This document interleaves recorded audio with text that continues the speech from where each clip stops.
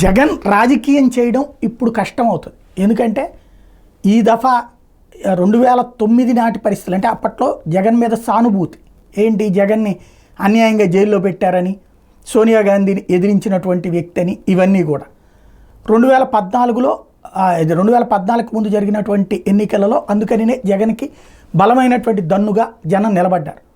అయితే రాష్ట్ర విభజన టైంలో రాష్ట్రాన్ని బాగు చేయాలంటే చంద్రబాబు లాంటి వాడు కావాలి అన్నటువంటి ఉద్దేశంతో చేసిన ప్రయత్నం ప్రజలు జగన్ని పక్కన పెట్టారు.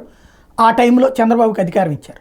అయితే చంద్రబాబు నాయుడు వాళ్ళు ఆశించినటువంటి దాంట్లో అమరావతి అప్పుడు పూర్తి కాకపోవడం, ఇతరత్ర పోలవరం పూర్తి కాకపోవడం, మరోవైపు ఇస్తానన్నటువంటి సంపూర్ణ రుణమాఫీ చేయకపోవడం, డ్వాక్రా రుణమాఫీ చేయకపోవడం, ఇట్లాంటి వాటి వలన వచ్చినటువంటి వ్యతిరేకత జగన్ అధికారంలోకి తీసుకొచ్చింది.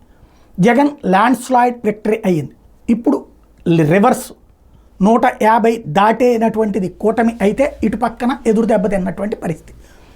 ఈ టైంలో పార్టీని కాపాడుకోవడం అంటే ఇప్పటిదాకా ఏంటంటే జగన్ ఎలా చెప్తే అట్లా వినేవాళ్ళు మాట వినరు. క్రిందటిసారి 23 మంది మాట వినల, ఈ దఫా పెద్ద సమస్య అవుతుంది. రెండో పాయింట్ ఏంటంటే జగన్ని ఇప్పుడు కేసులు ఎదువరకడికి మళ్ళీ వదిలిపెట్టరు.